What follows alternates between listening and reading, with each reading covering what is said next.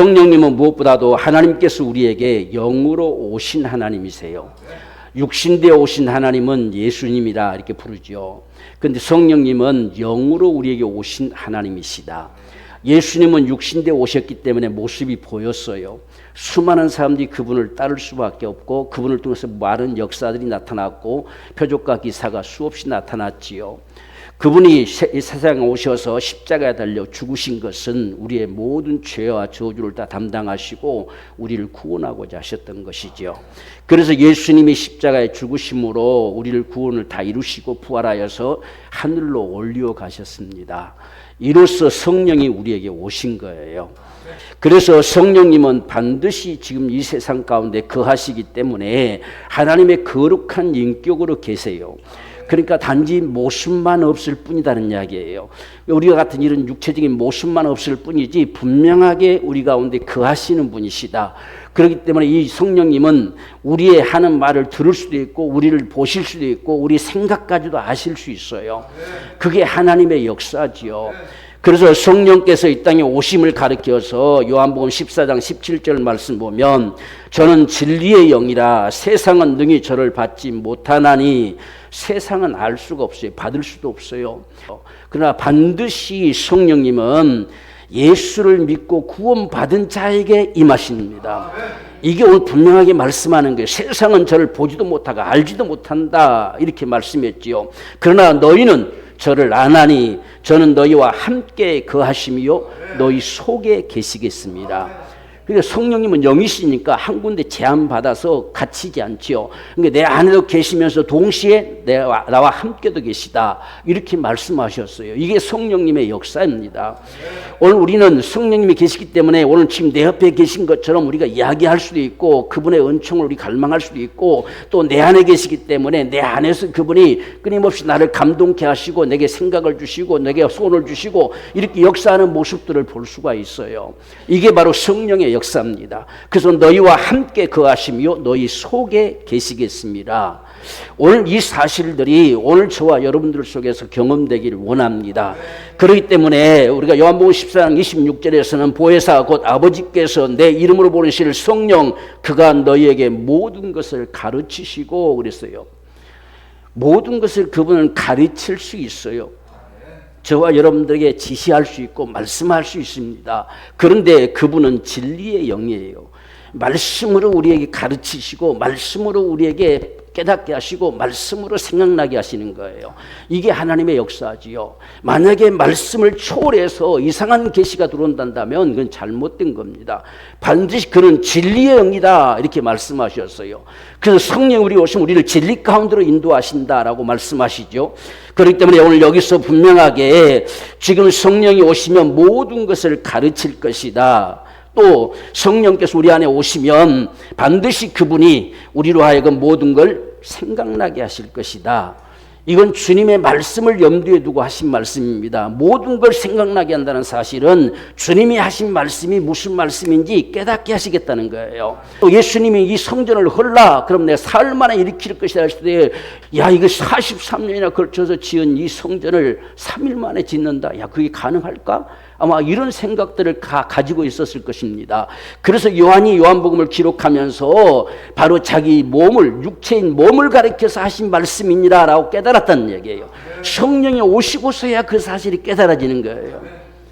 이렇게 성령님의 역사는 주님이 이루신 모든 역사들을 우리로 하여금 가르치시고 깨닫게 하시는 이 역사들, 오늘 우리는 주님을 한 번도 본 적이 없어도 그분이 다 믿어지잖아요.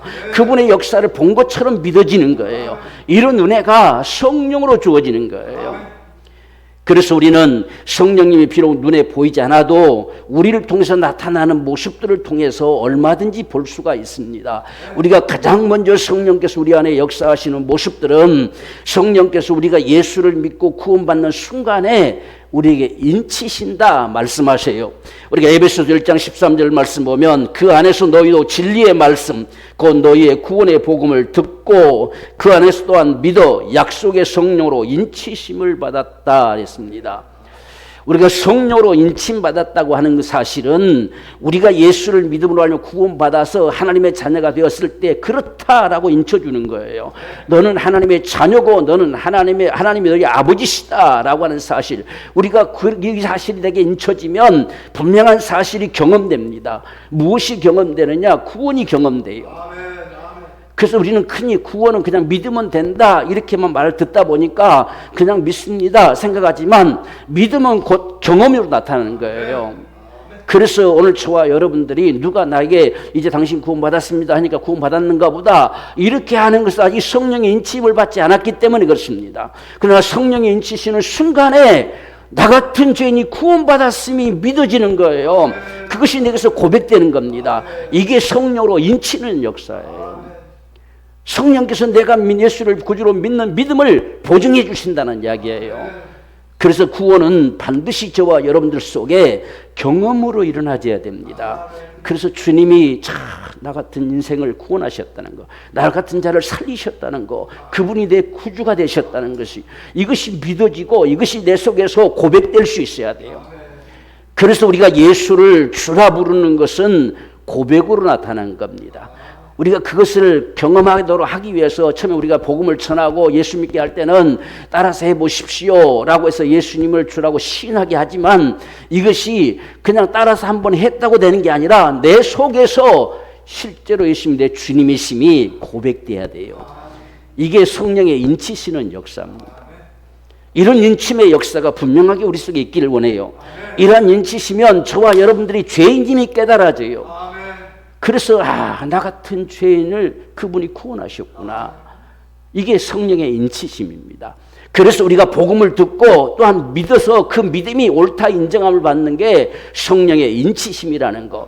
그래서 저와 여러분들 속에는 분명하게 확실하게 내 속에 담겨야 될 것은 내가 죄인이었다는 사실, 그리고 내가 예수님이 나를 위해서 나를 구원하셨던 내 주님이심을 내가 분명하게 내 속에서 고백되어지는, 바로 이런 은혜가 성령의 인치심의 은혜라는 이야기예요.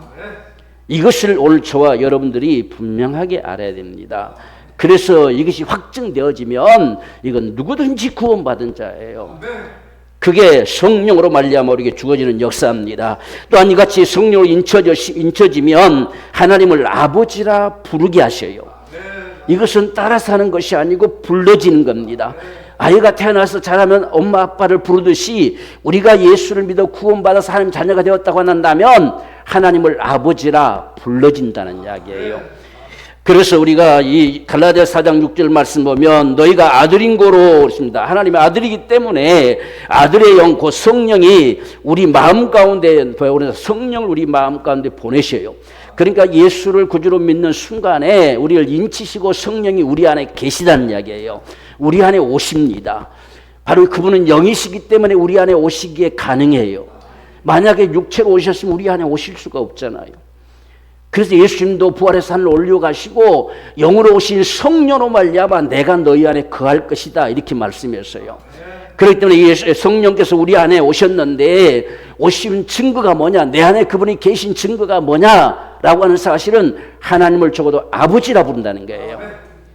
하나님을 아버지라고, 정말 내 속에서 아버지라고 불러지는 이 역사는 성령이 내 안에 계신 증거예요. 오늘 이 사실들이 저와 여러분들의 분명한 믿음이 되기 원합니다. 성령님이 내 안에 계시다는 거, 하나님이 내 아버지고 나는 그의 자녀라는 사실, 예수님이 내 주님이시고 그분이 나를 구원하셨다는 사실, 나 같은 죄인을 살리셨다는 사실, 이 모든 역사가 성령으로 말미암아 우리에게 주어진 역사예요. 그날로부터 성령께서는 이제 우리와 함께 하시고 우리를 때론 이끄시고 인도하시고 감동케 하시고 그분이 역사해 가십니다. 이게 바로 성령님의 역사인 것을 오늘 저와 여러분들이 분명하게 알기를 원합니다.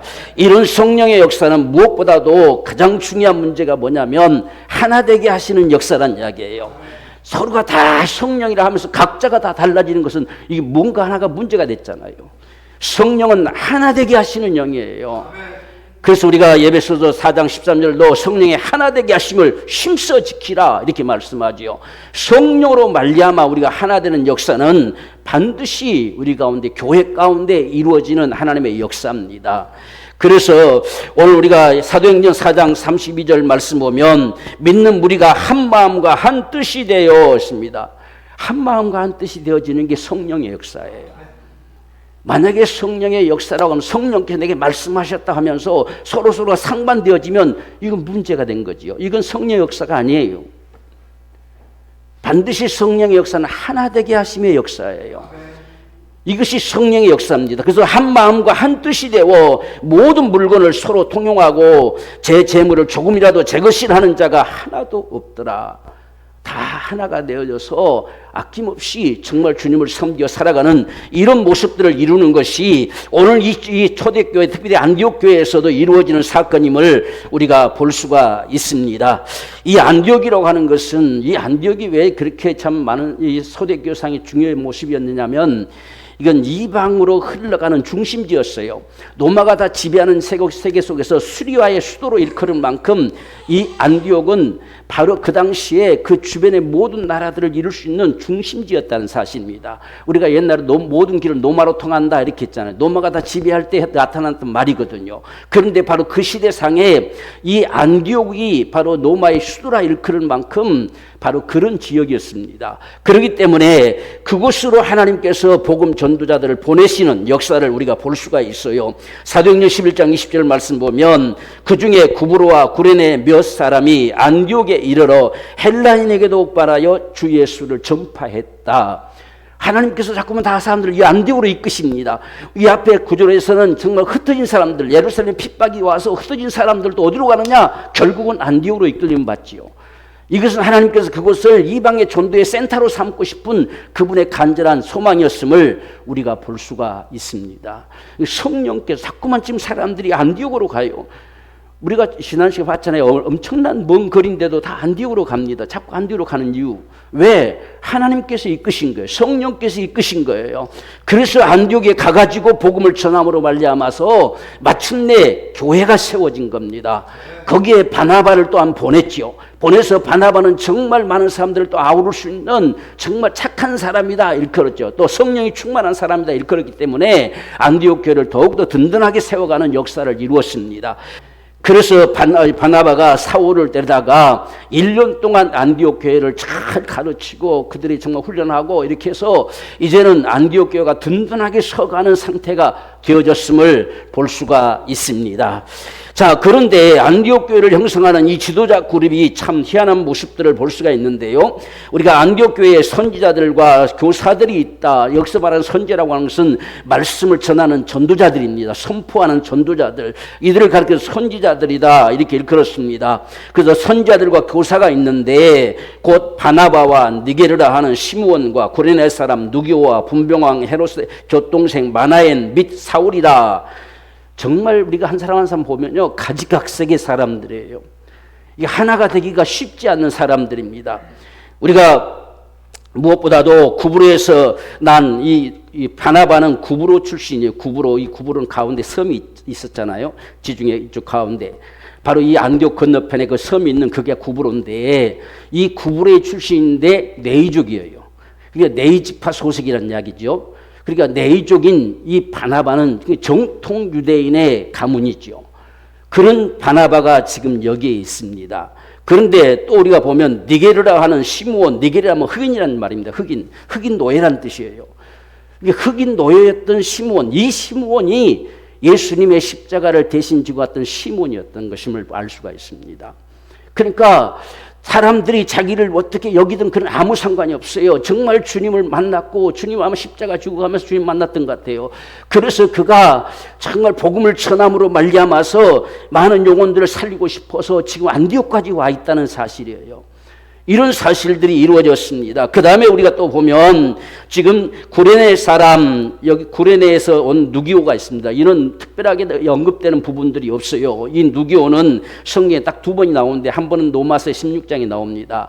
그러니까 노마서 16장에서는 사도 바울이 잊혀질 수 없는 사람들을 열거할 때에 누기오가 나와요. 그러니까 이 누기오가 별로 알려지지 않았지만 이 무명인 이 구레네 사람 누기오가 얼마만큼 정말 충성된 사람이었는가 하는 사실들을 볼 수가 있습니다. 그리고 더 나가서 지금 분봉왕 헤롯의 젖동생 그랬어요. 지금 헤롯이 야고보를 죽였고 사도들을 핍박하고 믿는 사람들을 다 핍박하는 여기 앞장섰다가 그만 충이 먹어 죽었지요. 아마 이 사실을 이가 목격했던 것 같아요. 그래서 지금 같이 이 젖동생이라는 말은 직접 동생일 수도 있지만 이 당시에는 로마의 그 통치권 안에 있기 때문에 그들에게 분봉왕처럼 이게 지역을 맡아서 그들이 다스리고 통치하기 위해서 성공을 바라는 함께 공부했던 사람이에요. 함께 로마의 식민지 속에서 지금 다스린 자가 되고 싶어서 함께 공부했던 사람. 그래서 친동생일 수도 있지만 어떻든지 간에 어릴 적부터 함께 했던 사람. 그걸 젖동생 이렇게 일컬었습니다. 그런데 그가 정말 예수를 믿는 중심부에 놓여졌다는 사실이에요. 거기다가 교회를 짓밟고 핍박했던 사울이라는 사람. 가지각색의 사람들이 모였는데 이건 하나가 되기가 쉽지 않는 상황인데 성령으로 말미암아 하나 되게 하셨다는 이야기예요. 이게 바로 성령의 역사입니다. 오늘 저와 여러분들을 우리가 성령의 역사는 반드시 하나 되게 하는 역사라는 이야기예요. 그래서 우리가 많은 사람들이 나도 기도해봤다 여러 가지 말들을 많이 하지만 그게 하나가 돼야 돼요. 그래야 성령의 역사지요. 그게 만약 다르다고 한다면 이건 문제가 있는 거잖아요. 지금 이렇게 가지각색 다른 사람들이 이게 하나가 돼서 정말 교회를 세워가고 하나님의 역사를 위해서 몸부림치는 이런 모습을 가졌다는 사실은 적어도 이들이 성령에 충만한 사람이었다는 겁니다. 오늘 저와 여러분들이 성령의 은사적인 것도 중요하지만 성령의 사람이 돼야 돼요. 성령의 다스림을 받는 자가 돼야 돼요. 이게 바로 성령의 충만이죠. 그래서 사도행전 11장 24절 말씀 보면 바나바는 착한 사람이요 성령과 믿음이 충만한 자라 했습니다. 지금 바나바만 여기 좀 주되게 언급되기 때문에 바나바만 일컫지만 이 모든 지도자들이 다 성령에 충만한 사람들이었어요. 그렇기 때문에 그들이 하나가 될 수 있었습니다. 오늘날 저와 여러분들에게도 가장 중요한 것이 먼저가 뭐냐? 성령의 충만입니다. 성령의 충만은 그분의 다스림을 받는 거예요. 그분의 통제를 받는 것입니다. 그렇기 때문에 우리는 성령의 충만함의 역사가 오늘 저와 여러분들에게 있기를 참 간절히 갈망해야 돼요. 우리가 성령의 충만은 크게 딱 두 가지예요. 하나는 순종이고 하나는 바로 기도입니다. 이것이 없이는 성령의 충만함을 받을 수가 없어요. 그래서 이들이 얼마나 기도했겠어요. 지금도 금식하며 기도하잖아요. 그만큼 이들은 기도의 사람이었다는 겁니다. 그러다 보니까 성령으로 충만한 삶 속에서 하나 되게 하는 역사, 거기 흑인 노예도 있고 다 따로따로 다 있잖아요. 아주 같은 사람이 하나도 없잖아요. 다 가지각색 각 곳에서 모여온 사람들, 그들이 지금 안디옥교의 중심을 이루고 있는 지도자리란 말이에요. 이것을 통해서 이 교회가 굳게 세워지는 역사를 가져왔습니다. 그렇기 때문에 오늘 저와 여러분들이 성령의 충만함도 반드시 경험하는 자가 되기를 원해요. 이 성령의 충만이라는 것이 어떻든지 우리가 그 다음 우리 역사들은 계속 반복되고 경험되겠지만 한번 그분이 나에게 역사되어지는 순간에는 한 번쯤은 우리가 경험을 가지고 있어야 돼요. 그것이 이 성령의 충만입니다. 그렇지 않으면 우리가 성령이 무엇인지 잘 알 수가 없어요. 성령의 충만은 그분이 나를 온통 지배해 오시는 역사. 우리말로 성령의 충만이라고 표현했을 뿐이지 우리가 더 원색적으로 표현하면 성령으로 온전히 지배를 당하라 이렇게 돼 있어요. 그러니까 그분이 나를 온통 지배하시는 이 역사가 성령의 충만이라는 이야기예요. 그렇기 때문에 오늘 저와 여러분들이 정말 이 성령의 충만을 위해서 많이 우리가 기도하는데 주로 성령의 충만을 위해서 기도할 때 나타나는 전성들이 뭐냐? 분명한 것은 예수를 주로 믿는 구원받은 자라야 하는 것이고 구원받은 자가 성령의 충만을 갈망할 때에 반드시 회개 역사가 나타나요. 우리가 예수를 믿어 구원받아서 죄를 다 하나님께서 강가하시고 죄 없이 죄에서 우리 구원하셨지만 살아가는 삶 속에서 수없이 허물들이 많잖아요. 죄와 허물이 수없이 많아요. 오늘도 하루를 살아가면서도 우리가 허물이 많죠. 그렇기 때문에 그런 모습들이 회개되는데 그보다도 더욱더 우리가 주님과 상관된 모습 안에서 회개되는 역사가 많습니다. 우리가 세상에서 죄를 범하는 모습도 있지만 주님 앞에서 주님 앞에서 우리가 온전치 못함이 참으로 죄송스럽고 하는 이런 모습들이 회개로 나타나요. 이게 성령의 충만함의 역사를 가져오는 통로예요. 그러니까 우리가 성령의 충만을 간절히 기도할 때 회개부터 해야지 이렇게 하는 것이 아니라 성령의 충만을 갈망하고 사모할 때에 성령께서 회개하는 영으로 역사하십니다. 주님을 더 사모하지 못하고 사랑하지 못함도 회개시키는 거예요. 그런 것이 성령의 역사로 다가와지는 겁니다. 그리고서 우리 안에서 이 성령님이 회개케 되어질 때에 역사하십니다. 우리 가운데 임하시는 역사가 일어나는 거예요. 그래서 역사하는 그 증거들은 여러 가지 모습들로 나타날 수도 있어요. 또 어떤 바로 이제 은사가 나타나는 부분들도 있고 방언이 나타나는 부분도 있을 수 있고요. 여러 가지 모습들로 형태로 나타나지만 분명한 사실은 그분이 나를 다스리고 내 집에 오셨다는 사실이 내 안에 경험으로 일어나진다는 이야기예요. 이런 역사가 성령의 충만함의 역사예요. 그래서 우리가 기도할수록 우리 자신이 굴복되어지는 거지요. 그래서 성령님을 정말 우리가 기도하면 여러분 성령님이 정말 나를 다스리고 정말 충만케 되기를 간절히 기도하면 점점 기도할수록 내가 그분 앞에 죽어지는 모습을 경험해요. 그래서 이런 성령의 충만함이 오늘 저와 여러분들이 있기를 원합니다. 그래서 우리가 간절하게 정말 기도하기 원해요. 성령의 충만함이 나에게 주어지기를, 나에게 있어서 정말 하나 되게 하며 이 역사들을 능히 이룰 수 있는 이러한 축복이 성령의 충만함의 역사입니다. 이것이 한번 경험되어지면 그 다음부터 반복되는 그분의 역사가 있어요. 그래서 적어도 예수 믿는 사람들, 예수를 주로 믿어 구원받고 성령의 인치심으로 구원이 경험되어지고 정말 하나님 앞에 간구함으로 그 다음에 성령의 충만함의 역사가 저와 여러분들에게 있기를 원합니다.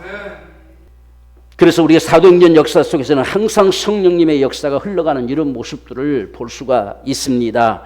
자, 이렇게 함 속에서 주를 섬겨 금식하며 기도했다라고 말씀하죠. 2절 말씀 보면 주를 섬겨 금식할 때에 있습니다.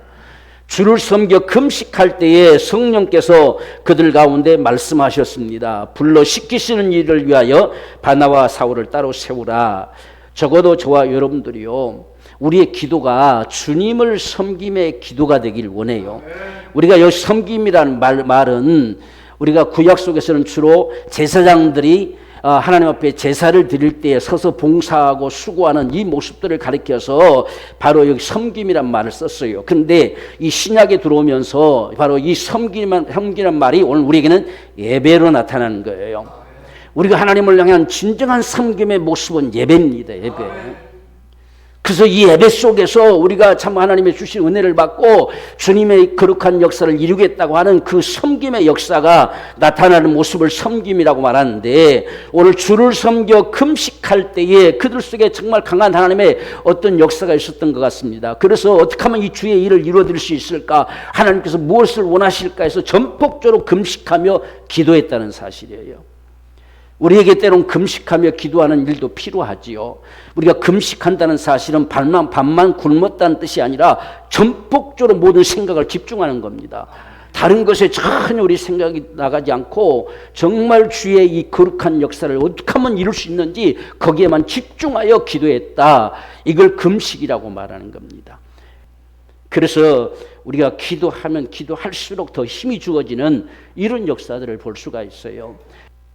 그러니까 성령님을 전폭적으로 우리 기도하지 않으면 이 금식이라는 게 쉽지 않아요. 근데 지금 이들은 주를 섬겨 금식했다는 거예요. 그러니까 주님께서 원하시는 역사, 이 교회가 든든히 세워지고 이렇게 하다 보니까 주님께서 정말 우리에게 원하심의 그 역사들을 정말 한 마음과 한 뜻이 돼서 전폭적으로 기도했다. 이렇게 말씀하고 있음을 볼 수가 있습니다. 그렇기 때문에 오늘 저와 여러분들에게도 참 이런 기도가 설령 금식하지 못할지라도 전폭적으로 기도할 수 있는 이 기도가 반드시 필요해요. 기도할 때 성령께서 역사하심을 볼 수가 있습니다. 사도행전 4장 31절 말씀도 빌기를 다함에 모인 곳이 진동하더니 그랬어요. 정말 하나님 앞에 간절히 기도할 때 모인 곳이 진동했다는 거예요. 사람들에게 진동이 일어났었어요. 어쩌면 초대교회는 이런 모습들이 표적으로 나타난 역사들 때문에 더 이런 모습들이 나타나기도 했겠지요. 근데 오늘날도 마찬가지죠. 오늘날도 그런 역사들이 있어져야 우리가 더 확신을 가질 수가 있겠잖아요. 그래서 이들이 필기를 다음에 들어 전폭적으로 기도하고 기도를 마칠 순간에 성령께서 역사하셨어요. 그래서 성령이 저들 가운데 충만케 되어져서 담대히 하나님의 말씀을 전하니라. 이들은 지금 핍박 가운데서 기도했던 것이죠. 지금 이 사도들이 핍박 가운데서 전폭적으로 하나님께 기도할 때에 성령께서 힘주셔서 그들이 핍박을 받으면서 무엇을 기도했느냐? 여전히 하나님 말씀을 담대히 전하게 하옵시고를 기도했어요.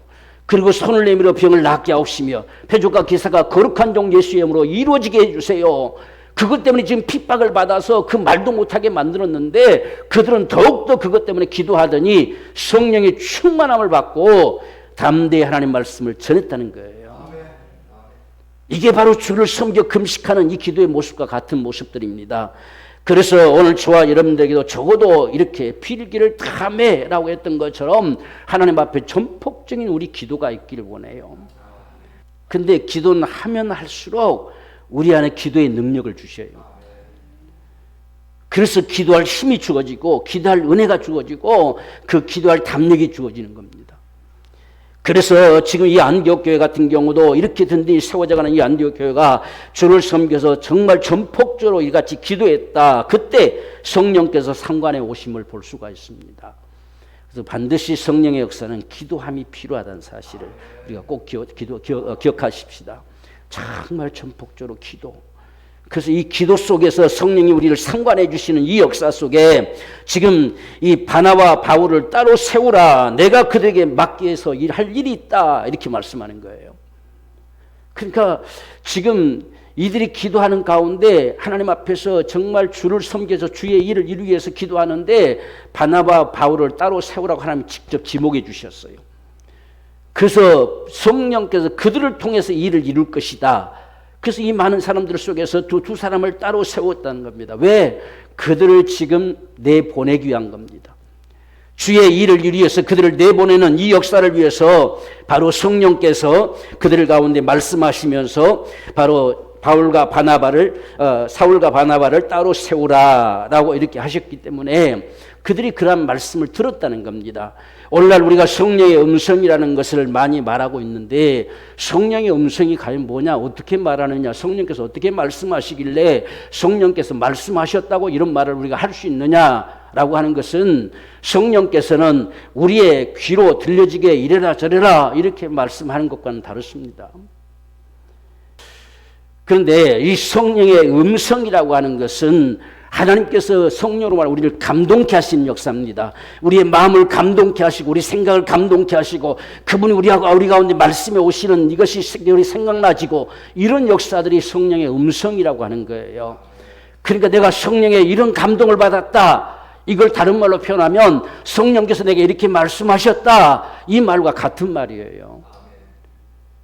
여러분 우리가 성령의 이 음성이라고 하는 게 주로 어느 때 오느냐? 이렇게 우리가 예배할 때 우리 마음에 감동이 옵니다. 예배할 때 내게 말씀에 오시는 그분의 역사가 다가옵니다. 그래서 우리가 예배하는 중에 하나님께서 음성으로 말씀하신 것과 같은 것이 우리의 마음들을 감동하신다. 우리에게 은혜를 주신다. 이렇게 표현할 수도 있어요.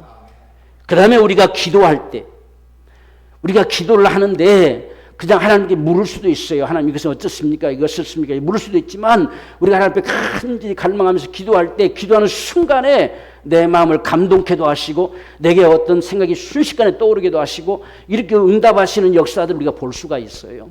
바로 이런 모습들을 성령의 음성이라고 그래요. 그 다음에 우리가 말씀을 묵상할 때 말씀을 읽고 묵상할 때 어떤 때는 말씀을 읽어가는데 갑자기 어떤 말씀이 내게 강하게 들어오는 경우가 있어요. 그때 성령께서 내게 이렇게 말씀이 오시는구나 이런 사실들을 우리가 깨닫는 것입니다. 또 우리가 말씀을 묵상할 때 그 말씀을 통해서 나에게 성령께서 말씀하시죠. 이같이 성령이 말씀하시는 방법들은 여러 가지로 다가옵니다.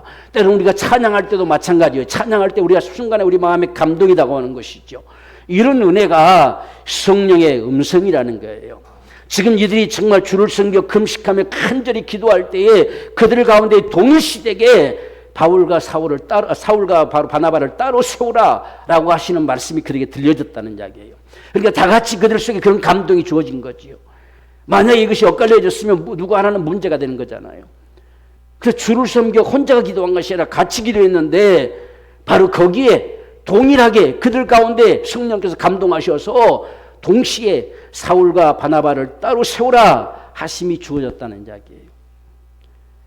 그러니까 오늘 저와 여러분들 가운데도 이렇게 성령님은 우리의 마음을 감동케 하시고 때로는 우리에게 생각을 주시고 때로는 주의 말씀을 떠오르게 하시고 때로는 우리에게 정말 그분이 속삭이듯이 말씀에 오시는 것이 우리 마음으로 다가온다는 이야기예요.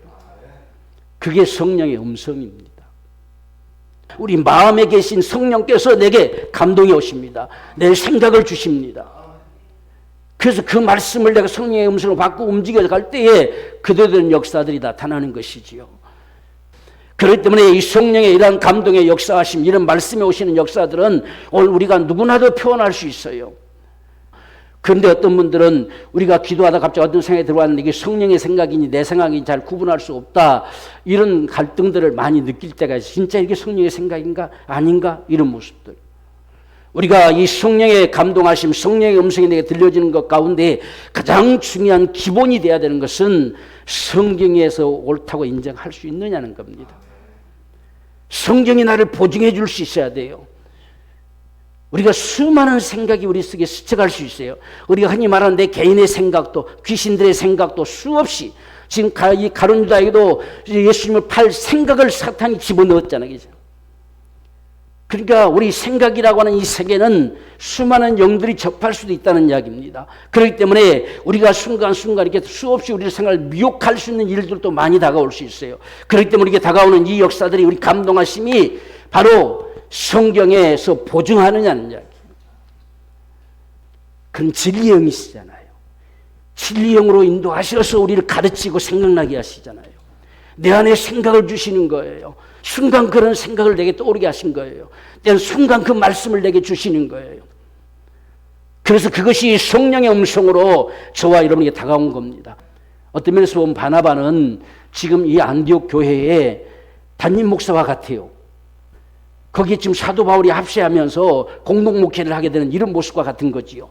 근데 가장 중요한 두 사람을 지금 내보낸다는 사실이 안디옥 교회에서는 상당하게 안 될 상황이지요. 그런데 그 마음이 동시에 기도하는 자들 가운데 다 주어졌다는 이야기예요. 이게 오늘날 우리에게도 주어지는 성령의 음성임을 믿으십시다. 그래서 우리는 성령의 음성인지 잘 확신하지 못할 때 같은 경우는 우리가 성령의 음성을 확인하는 방법은 한 번 더 물으라는 이야기예요. 그리고 3번까지 물으라는 이야기입니다. 왜? 지금 우리에게 말씀이 오심이 이렇다 했을 때 만약 이들 같으면 우리가 어떤 형상이 나타날 수 있냐면 지금 이 안디옥 교회에 사울과 바나바를 보내버리면 우리는 어찌합니까? 라고 물을 수도 있겠지요. 그러면 그 다음에 성령께 또다시 다른 말씀을 하십니다. 너 이거 염려하지 마라. 이렇게 하면 되지 않겠니? 라고 하는 것이 다가와지는 거예요. 그럴 때 우리는 확신할 수 있는 거예요. 근데 우리가 때로는 확인해 보지도 않고 그냥 성령께서 말씀하셨다 하면 잘못되는 현상들도 많습니다. 그래서 오늘 저와 여러분들이 오늘 이 안디옥 교회와 같이 저와 여러분들도 이 성령의 음성을 듣는 사람들, 성령의 감동하심을 받는 사람들, 우리가 기도할 때 순간순간 성령께서 역사하심의 은혜가 저와 여러분들에게로 충만하게 되기를 주의 이름으로 축원합니다. 그래서 우리가 성령의 이런 역사 속에서 수많은 영들도 우리에게 역사할 수 있다는 사실을 알고 미혹되지 않는 정말 성령의 인도하심을 받는 이런 삶이 오늘 저와 여러분에게 절실하게 필요함을 오늘 저와 기억하기를 원합니다. 그래서 우리가 그런 하나님의 성령에 우리에게 주어지는 이 말씀이 주어지면 그걸 가지고 또한 간절히 기도할 때에 우리에게 더 큰 믿음을 주셔요. 더 큰 확신을 주셔요. 그래서 우리가 빌립보서 2장 13절 말씀 보면 너희 안에서 행하시는 일은 하나님이시니 우리 안에 그분이 계시다는 이야기예요. 그분이 우리에게 더 큰 소원을 주셔요. 그래서 자기의 기쁘신 뜻을 위하여 너희로 소원을 두고 행하게 하십니다. 그분이 정말 이렇구나 하는 사실을 가지고 우리가 전폭적으로 더 기도하며 움직여 나갈 수 있는 힘이 주어진다는 이야기예요. 그게 성령의 역사예요. 때로는 우리가 꿈을 통해서도 하나님이 역사하는 방법도 있지요. 또한 기도하다가 한상 가운데 펼쳐지는 역사들도 있어요. 그러나 이 모든 것이 반드시 이렇게 점검이 돼야 됩니다. 그렇지 않으면 우리가 낭패를 보는 경우들도 많이 있어요. 성경에 어긋나는 역사는 그건 귀신의 역사지 성령의 역사가 결코 아니에요. 이런 사실들 우리가 분명히 확신하기를 원해요. 그래야 성령께서 우리를 통해서 역사하시는 그런 모습들을 분명히 볼 수가 있습니다. 그래서 이들은 마침내 성령의 원하심을 따라서 금식하며 기도하고 두 사람을 안수하여 보낸다. 그러니까 성령께서 뭘 원하셨느냐? 지금 두 사람을 세워서 이제부터 바로 이 선교 여행이 움직여지도록, 세계 선교가 움직여지도록 그들을 내보낸 역사의 출발점을 여기서 가져왔다는 사실입니다. 그래서 세계 선교 역사가 바로 이곳에서 이루어졌습니다. 하나님께서는 그곳으로 많은 전도자들을 보내더니만은 그곳에 교회를 세워놓고 그 다음에 이제 그 중에 가장 중심이 되는 두 사람, 이 사울과 바나바를 내보내게 하십니다. 그래서 이때로부터 이 안디옥 교회는 선교센터가 되는 거예요. 이들의 역사는 엄청난 하나님의 역사를 이루어갔습니다. 그래서 우리가 사도행전 1장 8절 말씀대로 보면 오직 성령이 너희에게 임하시면 너희가 권능을 받고 예루살렘과 온 유대와 사마리아와 땅 끝까지 이르러서 내 증인 되리라. 이 말씀하심의 역사가 드디어 여기서부터 이제 세계로 펼쳐져 간다는 이야기요. 땅 끝을 향해서 움직여지는 이 역사가 지금 2억 13장 여기서부터 이들이 주를 섬겨 금식하는 이들의 모습 속에서 이루어져가는 모습을 볼 수가 있습니다. 하나님의 역사는 바로 이같이 기도로 이루어진다는 사실을 기억합시다. 그래서 우리가 정말 주님 앞에 간절히 기도하고 갈망하고 소망할 때에 주님은 주님의 역사를 저와 여러분들을 통해서 이루어 가실 것입니다. 그러므로 오늘 저와 여러분들은 마음을 같이 전혀 기도에 같이 힘쓰기를 원합니다. 할 수 있는 대로 같이 기도하면서 여러분들이 함께 참여하지 못할 때 집에서도 우리 기도하면서 정말 우리가 마음을 같이 전혀 기도에 힘쓸 때에 성령의 부으심의 역사가 반드시 우리 가운데 임할 것이다. 그래서 우리 모두 가운데 성령의 부으심의 역사를 통해서 나를 통해서 이제는 주님의 귀한 역사가 이루어지기를 갈망하면서 주님 앞에 정말 기도하고 갈망하고 성령께서 원하심의 역사를 이루어드리고 싶은 이런 간절한 소망이 또한 저와 여러분에게 있기를 원합니다. 여기에는 반드시 순종함이 필요해요. 이 두 사람을 보내는데 안디옥교는 엄청난 일입니다. 그런데 기꺼이 순종하고 보내는 겁니다. 오늘 이런 역사가 저와 여러분에게서 일어나지기를 원합니다. 뿐만 아니라 땅끝까지 이르러서 내 증인들이라 말씀하심의 역사를 통해서 오늘 저와 여러분들 우리 주변에 한 사람 한 사람들이 정말 예수를 믿고 돌아오는 이 구원의 거룩한 구원의 역사가 오늘 저와 여러분들 통해서 우리 가정에 우리 주변에 일어나지는 하나님의 귀한 축복이 되기를 주의 이름으로 축원합니다.